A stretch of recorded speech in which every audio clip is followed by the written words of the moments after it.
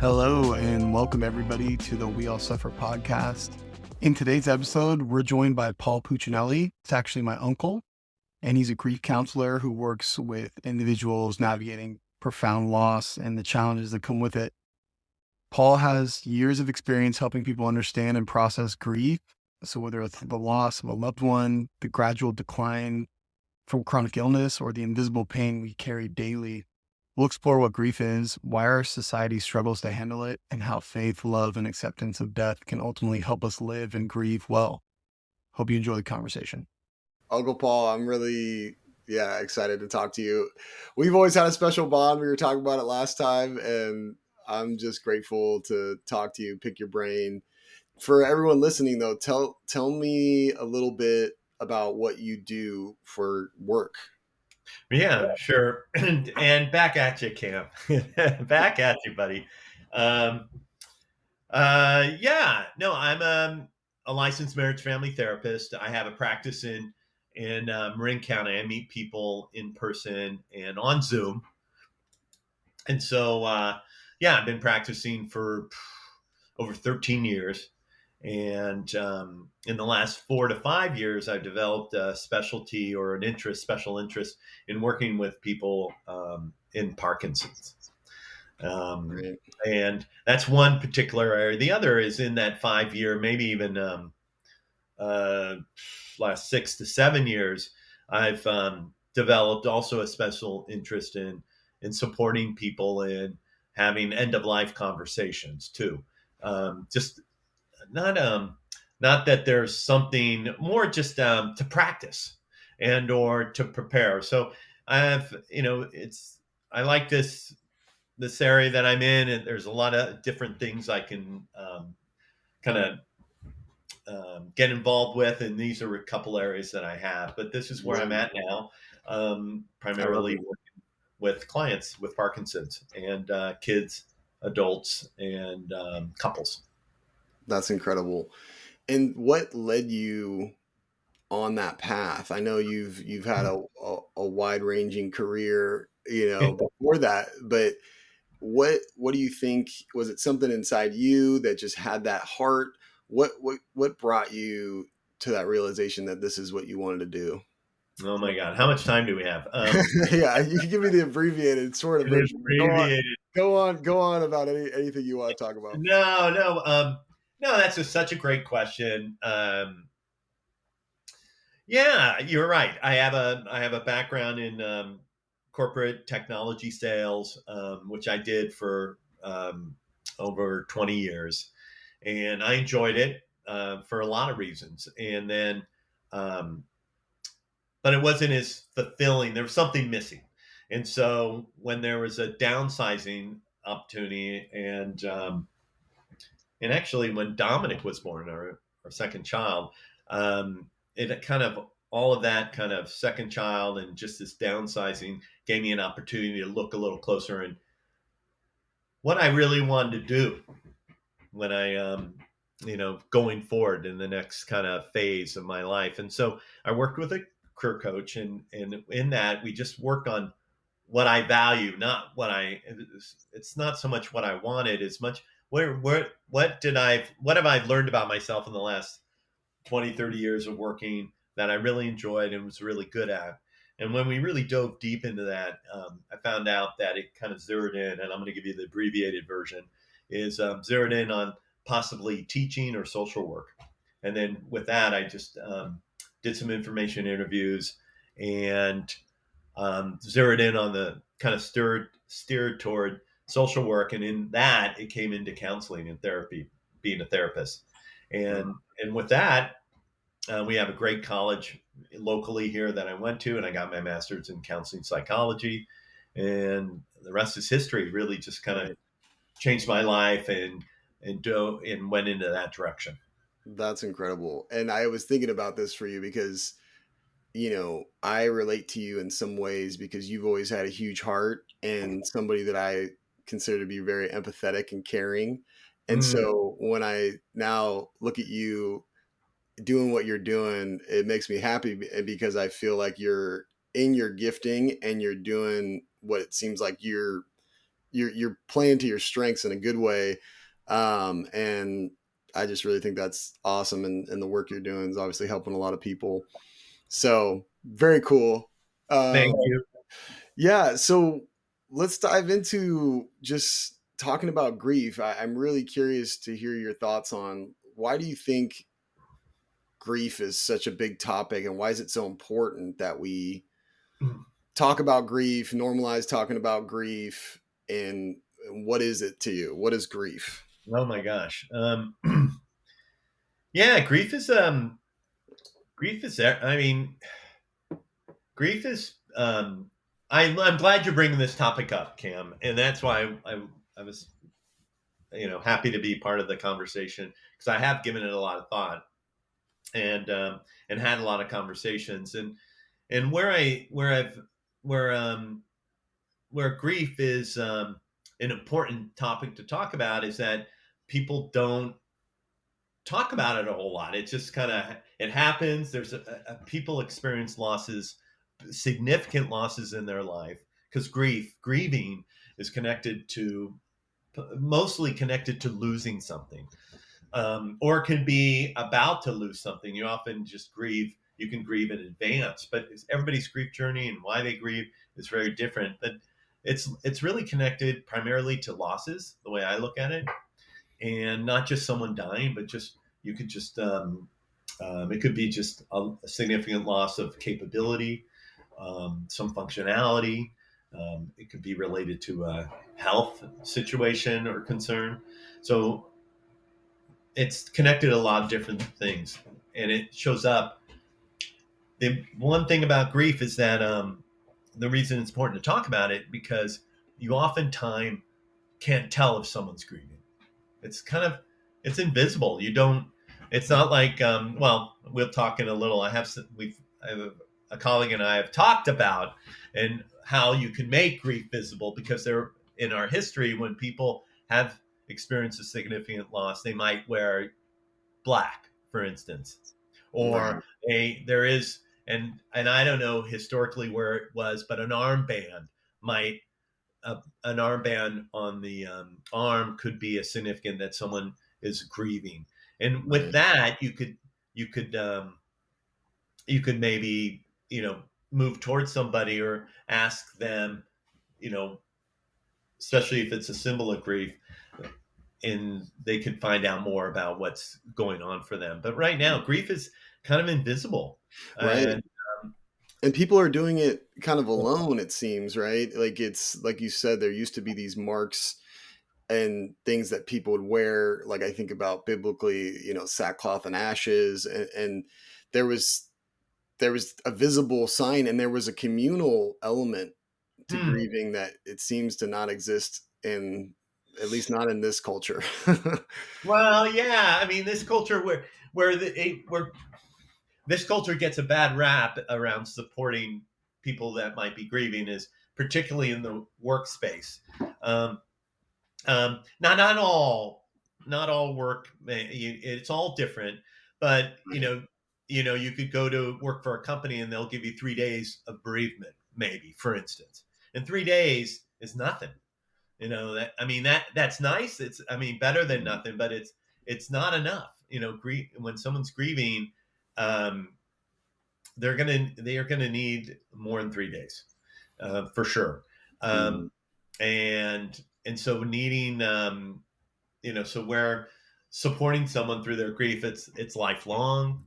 It's grief is cumulative, so just each loss can impact the next, and it could really build. So just talking about grief makes it okay and normalizing it, so someone has be able to, like, we can normalize it, bring it into people's consciousness, and to maybe create some, I don't want to say comfort, but at least some awareness, so that if you come across someone who's grieving, or yourself, at least Right. you have some context, hopefully. Right, right. No, I love that. Yeah, tell me a little bit about that, what you've come up with your colleague in regard to helping with that problem.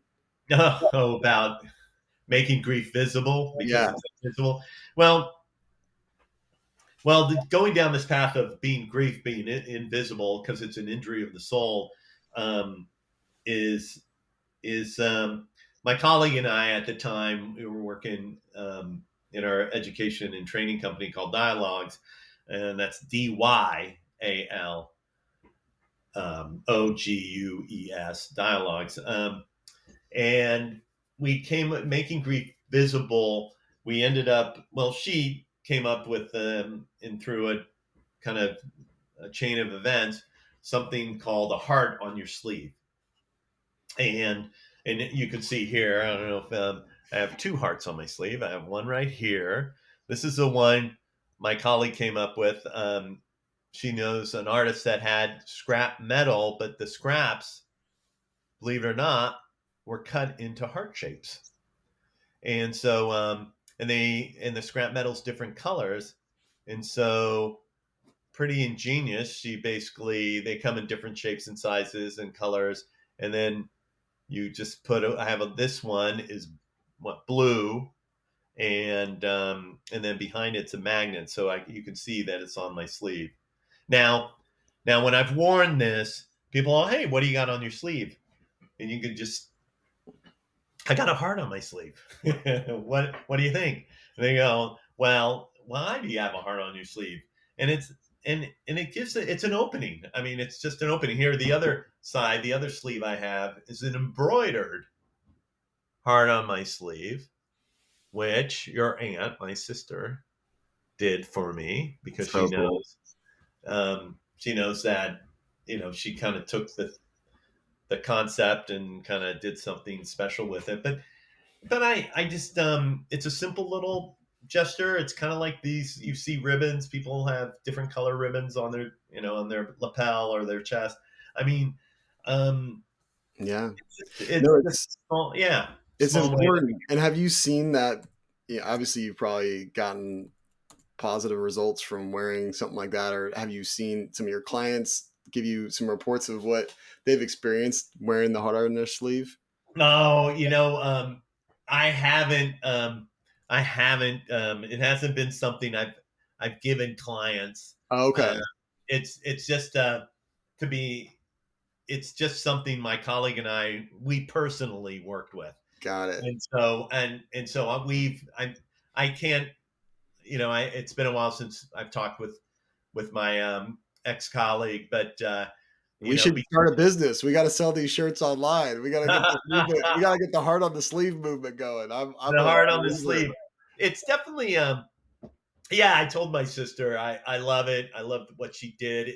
The little metal thing is nice.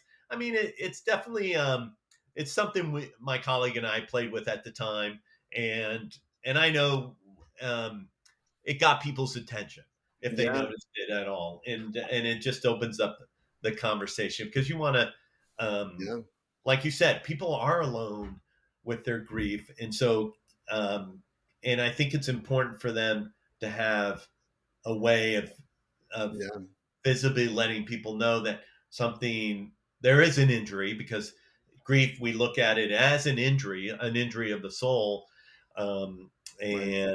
and the soul's, as far as we know, it's invisible. So giving some Sure. visibility to it just gives you an opportunity to share with what's going on with you. Yeah. I love it. It's such a good idea. And it reminds me of just even just all the invisible illnesses that people have, whether it's mental health or there's some chronic diseases and things. Most, like it's, unless you get like a cancer diagnosis, everybody knows how to respond to that, even if it's not visible on the outside, but at least you can talk about it and see it. But some things, you know, oftentimes people can't tell and they can't see it. And I think it's an important topic because I remember reading a book called A Grace Disguised, and a very, very good book about this guy who tragically lost his wife, his mom, and his two daughters in a car accident all at once. Tragic. And he was in the car, Hmm. and he describes his process of going through grieving. And one of the things he said that struck me that I never thought about before was he said it wasn't the only good thing. I don't know how he worded it, but he said the fortunate thing about it is people knew I was grieving. They knew it was such a tragedy. No, there was no confusion around that. But he then mentions the people that go through grieving where it's something that isn't so obvious that, it's almost less socially acceptable or something to grieve than this other way, where his was more socially acceptable. He had such a big loss. And I thought that was so interesting and so tragic in so many ways, where I was just like, wow. And for him to have that kind of understanding and be able to, articulate that was so profound to me. And I don't know. So it just speaks to what you're saying. I think it's such an important thing where people don't always, it's sometimes things aren't so obvious, and it's maybe not as acceptable in society to grieve certain things as much as other things. And Mhm. it's a big problem. And so Well, um, I love that you shared that story, because here's a metaphor around that same, and it might even be true for your for the author of that book. Is, again, my colleague used to share a story. It's like, if you got in a car accident and you broke your arm, right? You would have a visible injury, right? Because your arm is going this way or the bone sticking out, right? right. And so it's visible. And so people immediately, start, you get people's attention, the medical field, starts actively engaging in your care. And then once, then you basically, if your arm, if it's depending on the injury, you get a cast. And Right. I'm going to speed through this kind of coverage, but you're right. And people, if you see a cast, going back to visibility, people are then going, "Oh, are you okay? God, how long is that going to be?" And they also, with a broken arm, people are like, it takes a minimum of 6 to 8 weeks, right, for the bone to heal and for it to connect. And even when you get the cast off, um, there's potentially physical therapy and strengthening the arm, right? It's a process. Right. And you're spot on by this story that you just shared, that um, it- when you have an injury like that, all of this comes, all this attention comes with it, and Yeah. everybody has a process. But when it comes to grief, which is an injury that's invisible, that those same standards of care and attention, and, oh, it's going to take you 9 months because you really need to, you need to Right. heal, and it needs to, Yeah. all of that doesn't come with grief.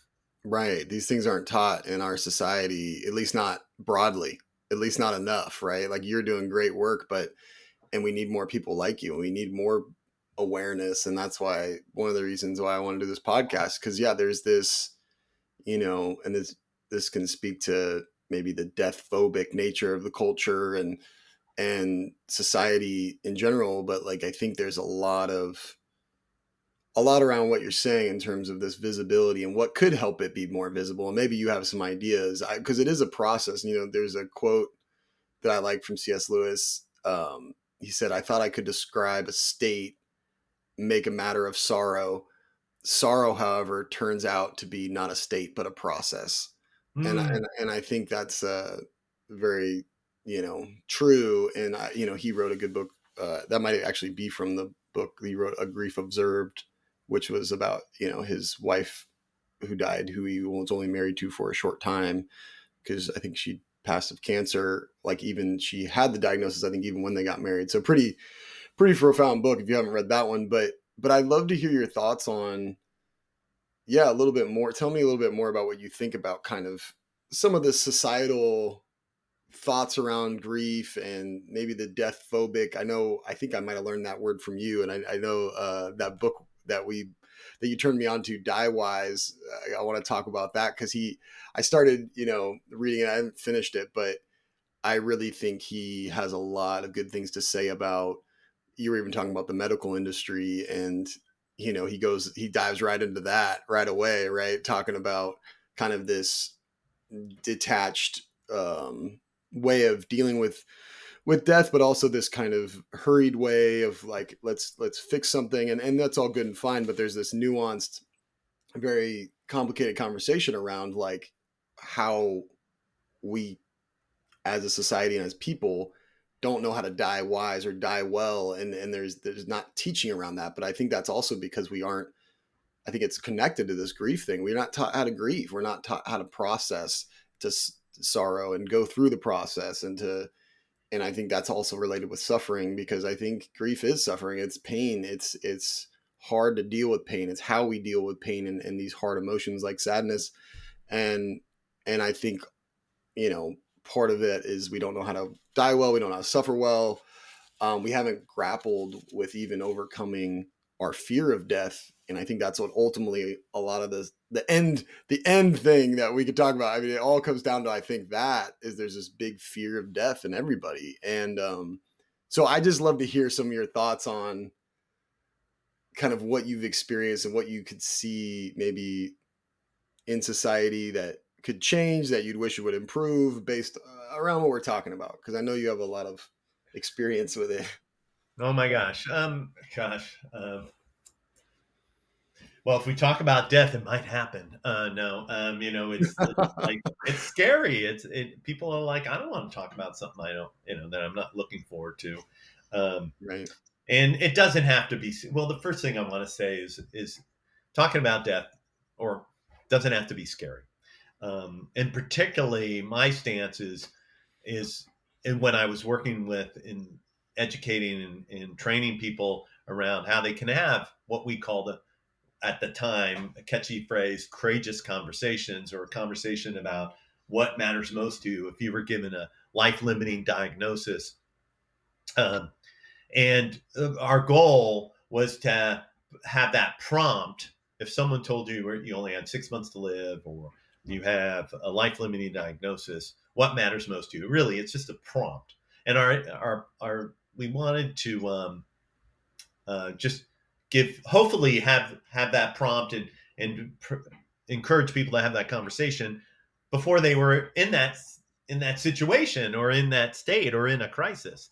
And you can find that prompt in in many different places. Probably the one place that comes to mind right now, it's unlikely place. If you ever heard of the book, The 7 Habits of Highly Effective People. Right. Yeah. That author, Covey, starts off his book, believe it or not, he shares a little story about he gives I guess a little story parable. I don't know what you want to call it, but about imagine yourself driving your car, pulling into a parking lot. The parking lot is a parking lot of a church. And you park your car, you get out, you walk up the steps, you walk into the church main room. There's proceedings. There's going to be a funeral, and you're not sure why you're there, and but you decide, well, there's something very familiar about it. I'm kind of paraphrasing a little bit of the story. You walk up to it's an open casket. You walk up to see who's in the casket. It's you, right? And so then you go back to the pew, sit in a pew. You pick up the pamphlet, and in the pamphlet is the agenda, or how things are going to kind of proceed. And so the first speaker is going to be someone from your family. The second speaker group is going to be someone in your friend group. The next speaker is someone from work. And the next speaker is someone from the community. And then I think the story goes is, what can you imagine? What would you, sitting there, what were you hoping each one of these groups are going to say? Anyways, I don't know why that's come up, but the whole and it just puts perspective, like, we're all going to die. So far, we haven't. Yeah, I don't think we're going to crack that. Some people think they're going to crack it. There's some crazy health influencers out there. I'm like, I think it's part of the psychosis of this generation and society that we're trying to live forever. in this life. I'm like, yeah, I don't think it's the right goal. But I love So what you're saying. yeah. With the that story, because it reminds me of something I've heard of. There's something, I think I'm going to get it right. There's eulogy virtues, and there's virtues and there's eulogy virtues. I think it's called. I think John Mark Comer talked about this in terms of like, what are your it's there's things that people are going to remember you by, and Mm. it's almost like the question that's even, like you said, like, what would you do if it's your last day? Like, these prompts are really good because it gets you thinking, and it kind of gets you to this, like, it narrows your focus in a way that's good. Like, that's why it's in the 7 habits of highly successful people. It's something that, you know motivates you to live each day with purpose and with resolve. And I have a skull. It's got a bunch of puns in it. I have a skull on my desk because Yeah. it's a kind of a cool mug skull that I won. But I want to be reminded of my mortality, and you know not to totally jump into another topic, but just because it's connected, and I want to hear you. Oh, you got a skull as well. I got a skull too on my little altar in my office. I love it, man. And that used to be, it was more commonplace, and I think these old monks, and they would carry around a skull and a candle, and these, there's. I know you are Catholic, and I'm Christian. We have this faith, and I think there's something really important. Like, even it made me think about Ash Wednesday, and Lenten season, and like that whole thing. There's a lot of that we could say about that, but it's even in the Eastern Orthodox circles, that's referred to as a season of bright sadness. And I love that kind of paradox, but Lent's celebrated for 40 days, to remember how Jesus fasted and prayed when he was tempted, for 40 days in the desert. And there's, we fast and all this. And then the 40th day ends on Easter usually, but there's something deep about this connection with sorrow and joy, but also this, it's not like you said, it's not just something that has to be this sullen, like sad. Death doesn't have to be a scary topic. It's a reality, and I think it's good to remember, even, talk about Ash Wednesday. I think they read this a lot, in certain churches, but Genesis 3, remember that you are dust, and to dust you shall return. And I think that's part of the whole ash, situation. While you put it on your head, it's this remembrance. And so anyways, I don't know if you want to talk about that as well, but I'd love to hear your thoughts, because Well, I think it's so it's there's a reason we're doing it, and I think it's important. well, gosh, I mean, there's two things that I want to make sure, but on this, just yeah, I mean, I don't know. It's not like having death. I mean, um, if death, I mean, is obviously inevitable, and if you could help, and if you could hold it close, and if it can make what you're living richer in some way, you know, because it reminds you that of the impermanence. I mean, impermanence Mm. of where we're at, and of this life, and I mean, and that's motivating. Wow, that's just that could, it doesn't. If you could focus on that the positiveness that can bring, and the richness that can bring, so that you're ideally, I guess, present for every moment between now and until your last breath. Mm. That's why it's like, what matters most. It's like, what really matters most, and that's why we gave, going back to that prompt, if you were given a life limiting diagnosis or 6 months to live, what matters most. And you know what, when we did that, and then we'd spend an hour, right, pulling, I say pulling taffy, or having people break into small groups and having a conversation about it, and really digging deep. And then what we said, it's not like at the very end, the takeaway is, it's almost like, what are you waiting for? You don't have to wait that you have 6 months or 12 or 10 or whatever to have what matters most to you.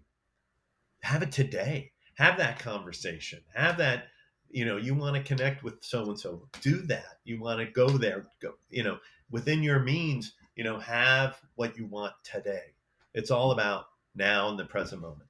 The other thing, Cam, I want to make sure you brought up a couple times about sadness and grief and sadness. And, I'm currently reading a book called Grief is Love. Mm. And just to hold that when someone's grieving, I just want to make sure we get your audience here is that you don't grieve what you don't love. And I was given a book from one of my clients who said, and this was really powerful. The author said, and I'll just read it. It was in 1983, quite a while ago now, that I wrote the following, and this is quote: "Any child old enough to love is old enough to grieve," unquote. Any child, any person old enough to love is old enough to grieve. And anybody who's loved and lost will grieve. And if you loved, I always say hard or deep, then you're going to grieve hard and deep. And love, I don't think you stop loving. And so there's a chance that along with that, you don't stop grieving either. And Right. and I'm almost getting emotional just talking about love and grief because it's powerful. Grief, love, or love connected to your grief is huge, and that's why. I mean, it shows up as sadness, sure, but if you can reframe it as, wow, you're really sad, but you must have really loved, Right. that you must have tell me more. There's the lead in. Tell me, what did you lose? Tell me more about it. I mean, because the other side of grief, the reason people avoid grief, they don't know what to say or do. What do and particularly the person grieving, they don't even, they're even discombobulated or just they're off kilter too, because they were, you really don't know. I've always said this to myself is I could be think I'm the most prepared person. I thought about this, I read about it, read about grief, I thought about end of life. But I'll be honest, Cam, I don't know exactly how I'm going to react when that time comes, whether, that loss or my own loss or my own death. I'm still, I leave a little room for being surprised. Right. Being surprised. Anyways, I mean, no, that's beautiful, man. And I appreciate you sharing that. Yeah. There's a quote I have written down too regarding that from Queen Elizabeth. She said, "Grief is the price you pay for loving."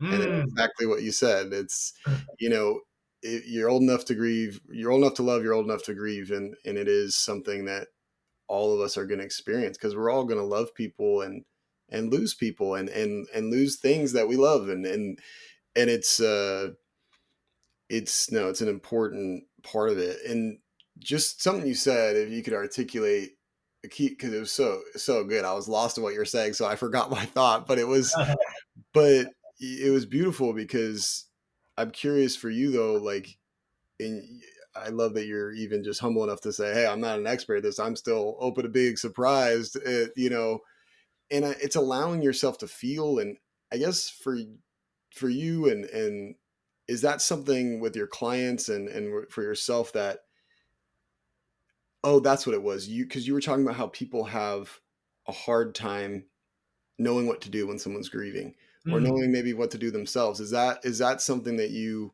kind of redirect people to, or help people? Does it help you in your practice to ask people about how much they loved that person, or how much they love them, or how does that? Yeah, tell me more about that. Well, yeah, I bring up grief. What I've realized is as I've gotten more familiar with what grief looks like, because I'm reading books on it, reading people's people very generous who have experienced deep loss and grief have written about it. And as a result, I'm able to, where it comes up in my practice, particularly with working with Parkinson's patients, because Parkinson's is a degenerative disease that affects the brain. And as it becomes, and it's progressive, it's chronic, and it's progressive. So there's a chance that your symptoms worsen and worsen over time. So which means you lose over time. And so they're constantly, so just getting the diagnosis and having is a big hit, because you immediately experience a loss. And the first loss is what you were planning for the future, because now you need to, all those plans need to maybe be put on hold. And oftentimes just that by itself, people need to grieve that loss. And so I bring up grief. I just name it. I think you're grieving, or I think what you're experiencing is grief. And grief is complicated. What do you know about it? What's been your experience about grief? And I often, when I work with my clients, is I get a history too. I don't just jump in, what's going on for you today. Why don't you tell me a little bit about yourself and what I've learned, in a little bit, not a little bit about yourself. It's like, you were born, then what happened? And it's like, as people go through their life in a very, summary way, I get to find out what trauma or experiences of loss that might have been impactful in their life. And so it gives me an opportunity to support them, that this is just another extension of maybe, their cumulative loss that they've had. I don't know. Did I get sidetracked here? No, this is no, you're answering the question. No, this is fascinating. Well, it's making me think too, because first of all, I love that you're doing that with your patients. I've done that. The Grief Recovery Handbook, I'm sure you're familiar with that. They do kind of a history of grief and trauma. And I don't think I got through my whole life, but I wrote down, me and my wife did the exercise, and we wrote down, and it's a lot, man. And when you think about the little losses to big losses to and how you felt about that, but it's helpful. And I love that you're contextualizing it when someone's experiencing maybe a bigger loss through having Parkinson's, for instance, and going through that continually. Like, a lot of time, like you said, it's a progressive illness in that way. And like to help them kind of frame it in the light of their whole life. And I think that's really, really deep. And I wonder, for you, what do you, because I know you work with Parkinson's patients, but also their families. How does that differ in helping them grieve and helping them understand how to grieve? Because I know that one's obviously experiencing the illness, and then the other family's still experiencing it, but they're experiencing it from a different way of loss. Is there a difference? Is there different things that help for both of those patients? How do you navigate that? Oh, wow. Well, the one thing about grief is everybody grieves differently. So as individual as you are, is as individual as your grief is going to be. So, and you're right. I mean, the person that has the illness, as opposed to their care person, they're going to, just because they're individuals, they're going to grieve differently, but they're going to grieve, they're experiencing loss in a different, from a different point of view, but it's loss nevertheless. And so grief is very real for both of them. And it's just naming it, making it, just making it okay. I mean, there's something called, and it came up in the book I'm reading, and she starts her book off is, can I have permission to grieve? Permission to grieve. So me naming it, and I like to think when I'm working with my clients, is I'm giving them permission. Like, this is a safe place.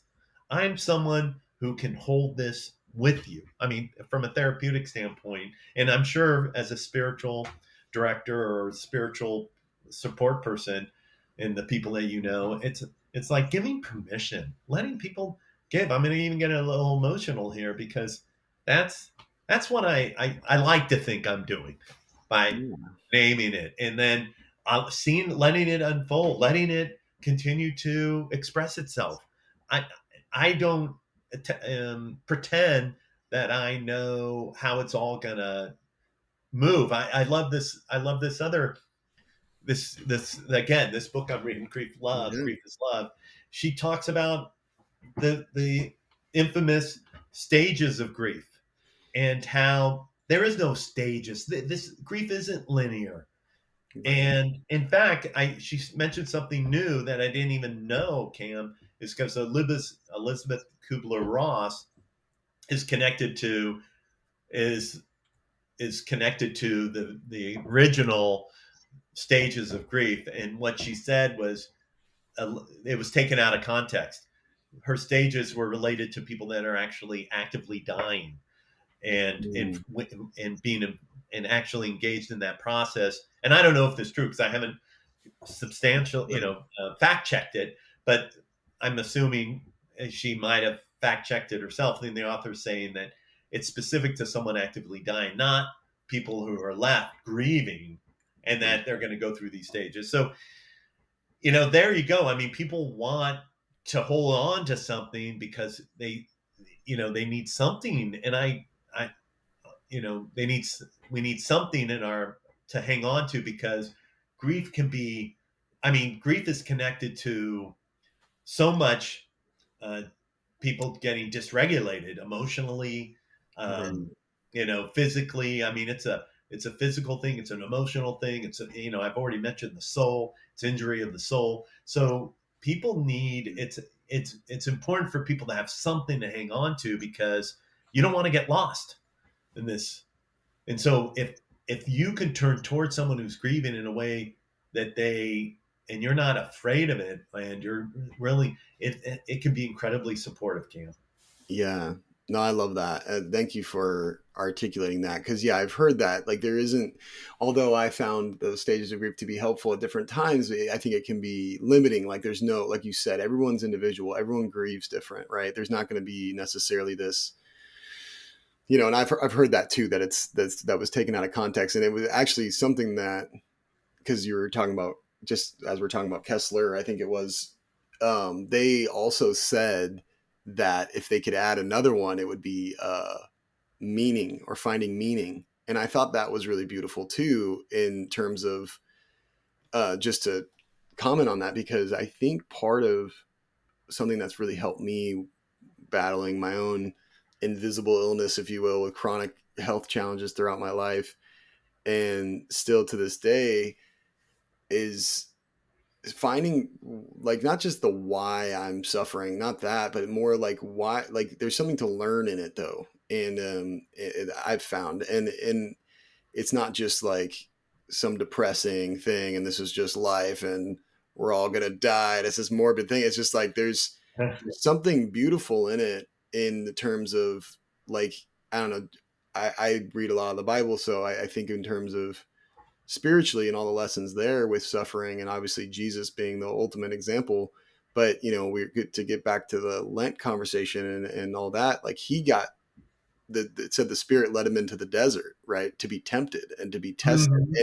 And every, and the Bible has all these themes. It's like beautiful when you start recognizing them. But one of the themes is the desert, and every major character, every major prophet you look at, goes through their desert moment, and goes through sometimes literally the desert. And I think there's something about that transformation and knowing who you are, because then Jesus is tempted, and I won't go into the whole story, but the first thing he's tempted with is, turn these loaves to bread, and if you're really the Christ, right? So it's an identity like temptation for him to kind of assert his power, but also questioning, are you really the Christ? And if you are, but it's also something to end his suffering, right? To end his pain that he's experiencing. Oh, just stop being hungry, stop fasting, go ahead and eat this. And I thought that was so profound on so many levels, to think about suffering connected with temptation.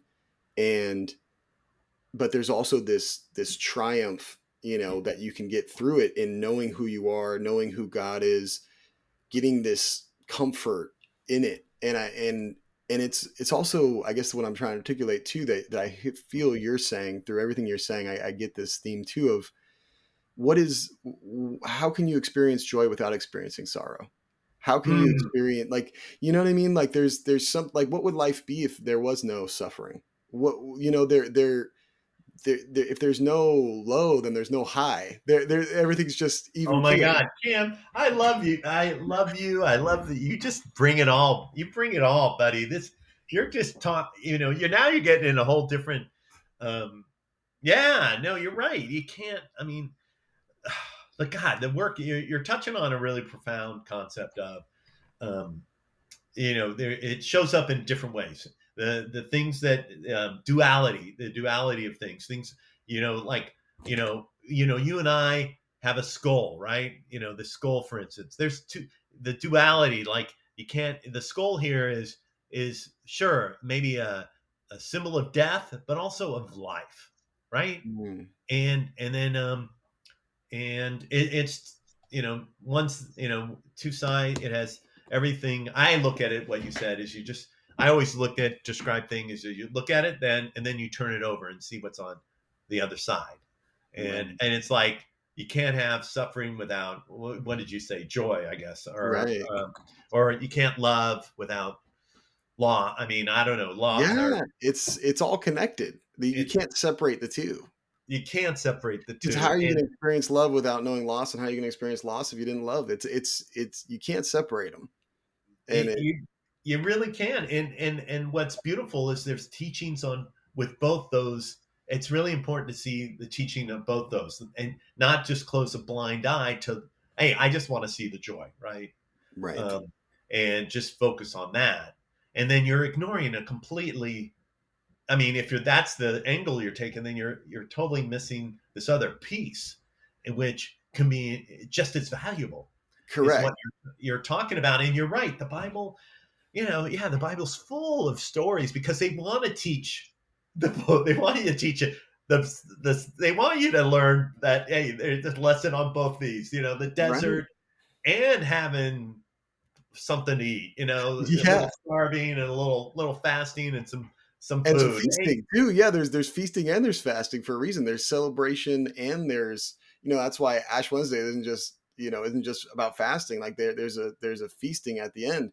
So it's like it's both and I think part of the issue that I see, in modern day society in America anyway, is that it's like a chasing of comfort, and it's almost like, and I talked about this briefly on the last episode with my buddies, is like this pursuit of happiness, there's no room for suffering in that pursuit, and I think it's the wrong question, right? It's the wrong pursuit. And I think when people, and the work you're doing is so important, and you giving people permission to grieve, and I think hopefully we're giving people permission to grieve with this podcast, because I think in order to really experience true happiness and joy, you have to know how to suffer, and to know how to grieve. And I think when we don't, you alluded to it earlier as well, there's some disorders that can take place, and some, it can mess you up when you don't know how to, do that. And when you're not taught how to do that, and then you don't have someone like you giving you permission. And in fact, you a lot of times sadly have the opposite. You have people telling you it's okay. And that's why it are was you helpful. still, I what yeah, you're, oh, you mean you're Right. still, I mean, when did that person die? I mean, you're not over that yet. I mean, people say, when you hear people say this, unfortunately, I don't want to say the stupidest things, but Seriously. they definitely say things that don't land. I mean, and I like to think people are not intentional. I really do. Sure, it's I well want to give intentioned, people, but it's misinformed at the very least, and yeah. very insensitive and unloving if we're being honest, a lot of the time. Because but it's also what they were taught, and it's people don't know what we're talking about. A lot of people haven't. They don't have a skull on their desk. They're not having these conversations. you know, Get a they're skull on not your desk. they're not Start wearing the there. heart on their sleeve, that's for sure. And so I think all these, that's why I love that. And I'm like, yeah, let's make that a fashion statement or something. Let's put that out there more for people that really need it. I told my sister that, I'll start selling her shirts, and hearts on a sleeve on my website. It's like, get Seriously, it well, out there. do it. If this ever gets more listens than it is currently getting, maybe you'll get some sales for a good cause. Well, but tell me, because we only have about 10 minutes left. Tell me, I want to know more about some of the things that you've been experiencing. I know you have a community that you connect with. You were telling me every week you have a labyrinth, you have a healing circle. There's a lot of things going on. Tell me a little bit about what you're doing and Oh, wow. Oh, sure. Well, okay. Well, I'll start with um, I'll start with healing circles, just because I don't know I mean, they're out there and people know about them. And healing circles, right now I'm a volunteer. It has nothing to do with directly and related to my practice as a therapist. So I do some volunteer work, and I got to tell you, I get more out of it than I like to think I get more out of it than what I put into it.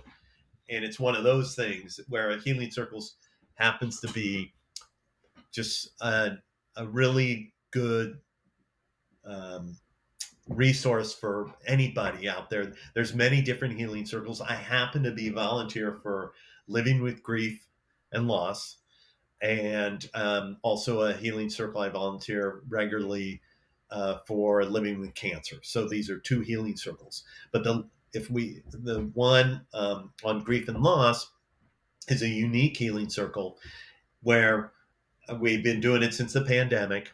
It formed during the pandemic.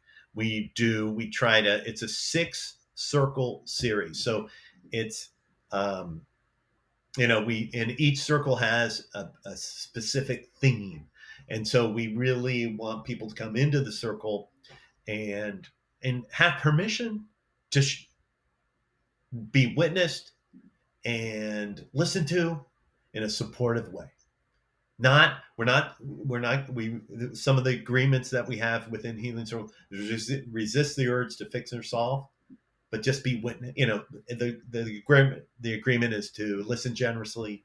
The agreements are pretty telling here. If I have it, it's like we respect each other, we listen generously, we speak kindly from our hearts, we refrain from the urge to fix or solve, we trust inner guidance, we hold confidentiality, we rely on the power of silence to access. And within those those are life lessons, life agreements, but within the context of the healing circles, it gives people permission to grieve. And then within the 6 series, we give people an opportunity to really kind of touch on different parts of their grief. And you might like this actually. I think we have enough time, but one of the things we do is, where's your grief today? Can you imagine that? We just talked about grief being invisible. People don't go in with grief. They don't say, well, it's on my sleeve. We give people, and this is the metaphor of the hand. And it's not everybody's choice, but if you don't like it, you can just kind of almost give a weather report of where your grief is. It's stormy. But the hand gesture, we say, tell me where your grief is today, because we want to know. We want to know where people are holding it. And so you could be like this, and your hand in front of your face, you can't see in front of you. That's how close it is. Or it could be a little bit away from your face and your fingers are open. It could be over here. So you could so it's a visible frame of reference. The one thing about the hand, which I've always appreciated, is connected to the arm that's connected to your body. So in other words, grief may be way over here. Right. And so for instance, when I started these circles, I brought in my dad right. as someone. I'm gonna grieve the loss of my dad, and then one of the things when we talked about the hand gesture, I go, well, at the time of his death, amazing or not amazing to me, but the grief was over here. It wasn't like this. It was over here, really close. It but was further away. Yeah, it was away. And then what was interesting, a few years later, when I brought it a little bit closer to me to take a closer look at it. So healing circles is one thing I do to give, to work in this space and to be and it's allowed me to process my own grief, personal grief, and explore it and learn about that's kind of what I said about being surprised. And so I don't know, the other incredible. is that, and then I don't know, what was the other Anything part? else you want to? Anything else you can share that to leave people off with? Because obviously, there's healingcirclesglobal.org that you mentioned that, Yeah. and I think it started on Whidbey Island. You were telling me out here in Yeah. the Seattle area. Well, it started actually. It's healing circles. The origins of healing circles. It's pretty. It's like spread ancient. through, but they also locally here up in Marin County. Okay. There's a place in Bolinas called Commonweal, and they've incorporated healing circles into their work with cancer clients, cancer patients, in their cancer support program. So healing circles, among other things that they bring to the support program, they incorporate healing circles in it, and that's really where I got my training. Oh, wow. Healing circles. So it healing didn't circles start here, but they have a chapter here on Whidbey, is what you're They saying. have a chapter here. Yes, Whidbey's got a very significant chapter, to be honest with you, and Wow. And they're great people over there. The other is Reimagine. Let's Reimagine out of San Francisco is a nonprofit. They do a lot of work in grief. That program, they do a lot of. They also stimulate and promote conversations around end of life too. Reimagine. Let's Reimagine. I think it's .org or .com. I forget. Let's Reimagine. I like that organization. I've done a lot of work with them.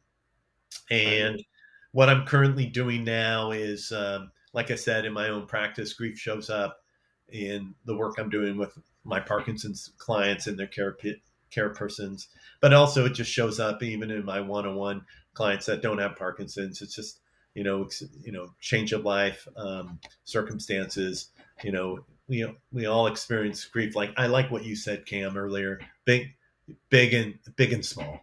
It's all really important stuff. Yeah. I don't know. I know, that's great. I love it, man. And I want to get you on another time too, because I want to dive deeper into some of the things we brought up. But I think this was a great conversation, and I love the work you're doing. I think you're obviously a gentle, loving soul, and somebody that I've really confided in, through the years, and especially in rougher, younger years. I just remember you always being there for me, and so to see you being there for so many people and caring for folks, I just love it, man. And so I really appreciate you coming on. I love you a lot, man. And I love you too, Cam. Yeah, it's really good. And I'm gonna keep. I love how deep you go, and I'm gonna have plenty of other topics to dive into with you, especially after I finish some of the books that you just recommended. I'm gonna dive into some of those, and so we'll dig. Oh yeah, let's keep the conversation going. If you think I can add more, or we can go down different topics, you bet, Cam. And back at you, buddy. I really appreciate the work you're doing here. I'm happy if this was useful or helpful, and if any of your listeners thought this was useful, take what is meaningful and run with it. I don't have all the answers, and we're all in this together. You know what? We're just all in this together. And so, Cam, so appreciated that you're doing this kind of work, buddy. Yeah.